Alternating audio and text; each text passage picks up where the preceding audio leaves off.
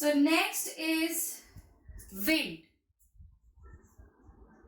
The energy which is obtained from wind is called as wind energy. Now, wind energy is a conventional source of energy. By this word conventional, I mean that wind energy has been used since ancient times. Now, wind energy is related to unequal heating of land and water. आप लोगों ने 9th class में पढ़ा होगा unequal heating of landscape and water bodies, where we discussed land breeze and sea breeze. ये आपने छोटी classes में भी पढ़ा होगा.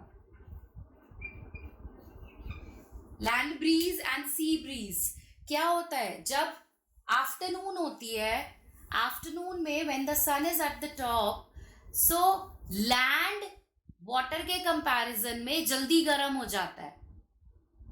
सो जो एयर लैंड के ऊपर है वो इवेपोरेट करती है एंड सी से कूल एयर आके उसको, जो खाली जगह हो गई लैंड के ऊपर, उसको ऑक्यूपाई कर लेती है. So that is sea breeze. और जब उल्टा होता है, रात में जब लैंड और सी को अगर कंपेयर करें, सो लैंड जल्दी ठंडा हो जाता है, सी को ठंडा होने में टाइम लगता है.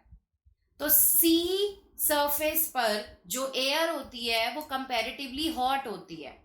तो वो being hot and lighter in weight, वो एयर इवेपोरेट करती है और लैंड से कूल एयर सी की तरफ जाती है. That is a land breeze. ये आपने छोटी क्लासेस में पढ़ा है, राइट? तो जब सी ब्रीज और लैंड ब्रीज हुआ, तभी विंड ने फ्लो करना शुरू किया. यस. सो जब लैंड और वाटर की अनइक्वल हीटिंग होती है, उस कंडीशन में land breeze and sea bridge create होते हैं. एंड यही दोनों रेस्पॉन्सिबल हैं विंड के फ्लो करने के. विंड फ्लो करेगी इनकी वजह से.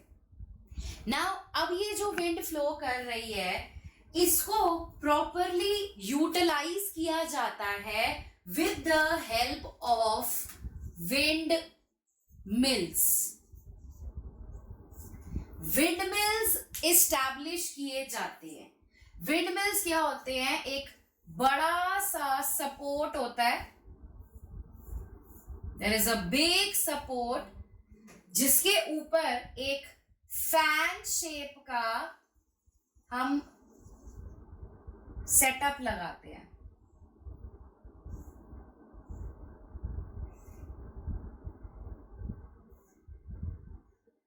राइट? एक ह्यूज सपोर्ट है, उसके ऊपर फैन शेप का एक सेटअप लगाया जाता है. This is a wind mill. क्या किया जाता है? अब कैसे हम विंड एनर्जी को हार्नेस करके इलेक्ट्रिसिटी प्रोड्यूस करते हैं, ये आज के टाइम में होता था. पहले के लोग क्या करते थे?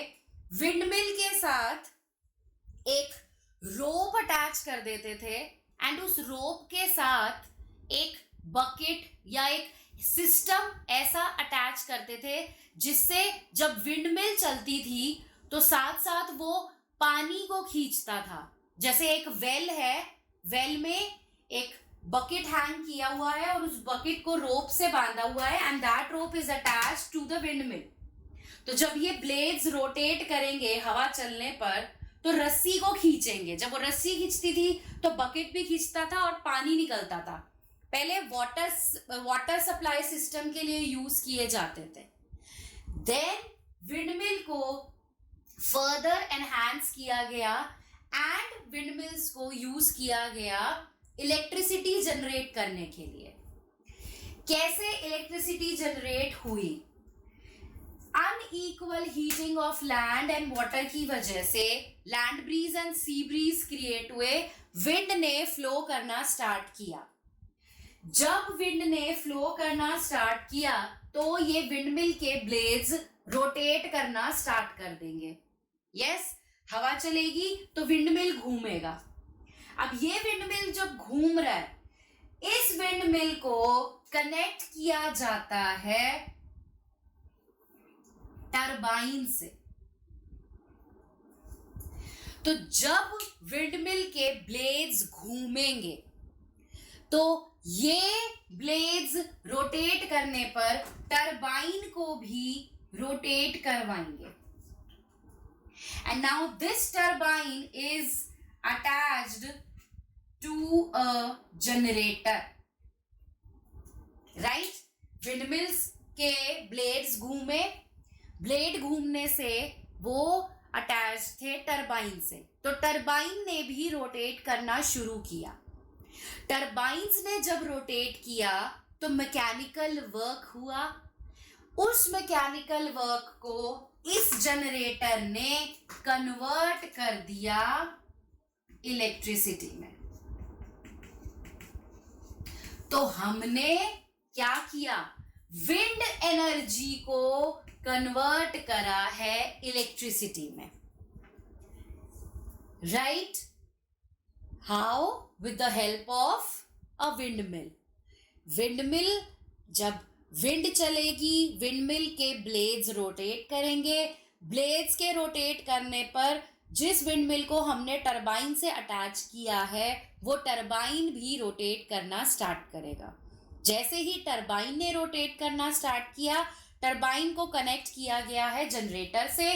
जनरेटर ने मैकेनिकल वर्क को इलेक्ट्रिसिटी में कन्वर्ट किया एंड इस इलेक्ट्रिसिटी को हमने कमर्शियल पर्पसेस के लिए यूज किया। लोगों के घरों में लाइट पहुंची। बट एक विंडमिल बहुत ज्यादा इलेक्ट्रिसिटी जनरेट नहीं कर सकता, राइट। एक विंडमिल बहुत ज्यादा इलेक्ट्रिसिटी जनरेट नहीं कर सकता। तो ऐसी सिचुएशन को ओवरकम करने के लिए विंड एनर्जी फार्म्स बनाए गए। विंड एनर्जी फार्म्स बनाए गए। इन फार्म्स में बहुत सारे विंडमिल्स लगाए गए एंड सारे विंडमिल्स ने मिलकर जब थोड़ी थोड़ी इलेक्ट्रिसिटी जनरेट करी, उस इलेक्ट्रिसिटी को कंबाइन किया गया। जब उस इलेक्ट्रिसिटी को कंबाइन किया तो लार्ज स्केल पर इलेक्ट्रिसिटी जनरेट हो गई and that large scale electricity that is being produced is used for commercial purposes. ठीक है। ध्यान रखिएगा, एक विंडमिल बहुत ज्यादा इलेक्ट्रिसिटी नहीं जनरेट करा सकती, बहुत ज्यादा पावर नहीं जनरेट करा सकती। इसलिए बहुत सारे विंडमिल्स को इस्टेब्लिश किया गया एक जगह पे। उस जगह को बोला विंड एनर्जी फार्म। नाउ अब विंड एनर्जी फार्म भी सेटअप हो गया, विंड एनर्जी को इलेक्ट्रिसिटी में कन्वर्ट भी कर लिया। अब ये करने के कुछ एडवांटेजेस हैं और कुछ डिसएडवांटेजेस हैं। एडवांटेजेस क्या क्या है? What are the advantages? First advantage है कि सिंस हम विंड यूज कर रहे हैं एंड विंड यूज करने से कोई ऐसा पोल्यूशन तो हो नहीं रहा है, so wind energy is environment friendly. Okay, wind energy is environment friendly. It is not creating any kind of pollution. Yes. Secondly, since wind है, wind कभी खत्म तो नहीं होगी, so it is a renewable energy. Yes, it is a renewable energy source. You can use it back and again. Clear? आप इसको use बार बार कर सकते हो. देन और क्या एडवांटेज हो सकते हैं इसके, है और कोई एडवांटेज बताइए. एनवायरमेंट फ्रेंडली है, यस. पॉकेट फ्रेंडली कह सकते हैं. आई मीन इसमें बहुत ज्यादा एक्सपेंसेस इन्वॉल्व नहीं है, सिर्फ इनिशियल इंस्टॉलेशन का खर्चा है कि आपको विंड एनर्जी फार्म बनाने में शुरू में जितना खर्चा हुआ उसके बाद फिर और एज सच कोई एक्सपेंसेस नहीं है. Okay, so no expenses as such. But if we talk about the disadvantages, अब इसके disadvantages क्या हैं? फर्स्ट डिसएडवांटेज है कि विंड एनर्जी फार्म आप कहीं भी सेटअप नहीं कर सकते. Yes, we cannot set up wind energy farms anywhere. Wind energy farms can only be set up in those areas where wind blows for the greater part of the year. पूरे एक साल में ज्यादा से ज्यादा टाइम के लिए जिन एरियाज में विंड फ्लो करती है उन एरियाज में विंड एनर्जी फार्म सेटअप करना ज्यादा बेनिफिशियल है. ऐसा ना हो कि आपने ऐसी जगह पर फार्म बना दिया जहां पर विंड फ्लो ही नहीं कर रही. फायदा क्या, ना विंड मिल घूमेंगे ना विंड एनर्जी इलेक्ट्रिसिटी में कन्वर्ट होगी. यस, सो फर्स्ट ड्रॉबैक क्या है, the farms should be set up only in those areas where wind flows for greater part of the year. पूरे साल में ज्यादा से ज्यादा टाइम के लिए विंड फ्लो होना चाहिए. क्लियर. दूसरी बात, विंड फ्लो करने की जो स्पीड है वो भी मैटर करती है. विंड की speed should be greater than 15 kilometres per hour. ठीक है, कम से कम 15 किलोमीटर्स पर आवर से विंड फ्लो जरूर करे. अगर इतनी ज्यादा स्पीड से विंड फ्लो कर रही है तभी आप विंड एनर्जी को कन्वर्ट कर सकते हो इलेक्ट्रिक एनर्जी में. जितनी तेजी से विंड फ्लो करेगी उतनी तेजी से विंड मिल घूमेगा एंड हेंस इलेक्ट्रिसिटी जनरेट करेगा. क्लियर. उसके बाद नेक्स्ट क्या है कि विंडमिल के जो ब्लेड्स हैं, यस, वो ब्लेड्स सन, स्टॉर्म, रेन इन सब से एक्सपोज होते हैं. तो विंडमिल के ब्लेड्स खराब होने के चांसेस ज्यादा रहते हैं क्योंकि बारिश हो गई, स्टॉर्म आ गया, राइट, आंधी तूफान आ गया, तो ब्लेड्स डैमेज हो सकते हैं, टूट सकते हैं या रस्टिंग हो सकती है उनकी.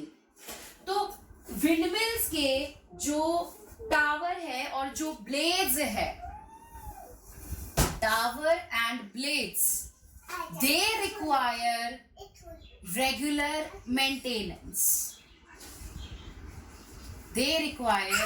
मेंटेनेंस. इनको मेंटेन करना जरूरी है. ठीक. एंड एक ड्रॉबैक और है. वो ड्रॉबैक क्या है, मान लीजिए किसी दिन ऐसा हुआ कि विंड चली ही नहीं, राइट, किसी दिन ऐसा हुआ कि विंड चली ही नहीं. अब क्या करें, जब विंड फ्लो ही नहीं कर रही तो विंडमिल नहीं घूमेगा. विंडमिल नहीं घूमेगा तो टरबाइंस रोटेट नहीं करेंगे, टरबाइंस रोटेट नहीं करेंगे तो जनरेटर इलेक्ट्रिसिटी जनरेट नहीं करेगा। तो ऐसी सिचुएशन में क्या किया जाए कि जब इलेक्ट्रिसिटी जनरेट नहीं हो पा रही, हमें कुछ बैकअप फैसिलिटीज रखनी पड़ेंगी, राइट? कि मान लीजिए अगर एक एरिया में आज के दिन विंड नहीं चली तो इस हिसाब से तो फिर इलेक्ट्रिसिटी प्रोड्यूस ही नहीं होगी। तो ऐसा ना हो इसके लिए हमें बैकअप फैसिलिटीज रखनी पड़ती है। बैकअप फैसिलिटीज का क्या मतलब है कि आप जिस दिन विंड बहुत अच्छे से फ्लो कर रही है उस दिन ज्यादा इलेक्ट्रिसिटी को जनरेट कराओ और उस ज्यादा इलेक्ट्रिसिटी को आप स्टोरेज सेल्स में स्टोर कर लो। स्टोरेज सेल्स होते हैं, ठीक? ये क्या करते हैं, अपने अंदर एनर्जी स्टोर कर लेते हैं। तो जिस दिन मान लो विंड नहीं है, इलेक्ट्रिसिटी जनरेट नहीं हो पाई, उस दिन आप नियर बाय एरियाज में इलेक्ट्रिसिटी को सप्लाई कर सकते हो with the help of storage cells. So ये बैकअप हमें रखना पड़ेगा कि ताकि जो भी एनर्जी क्राइसिस अगर हो उस टाइम पर ये काम आ सके।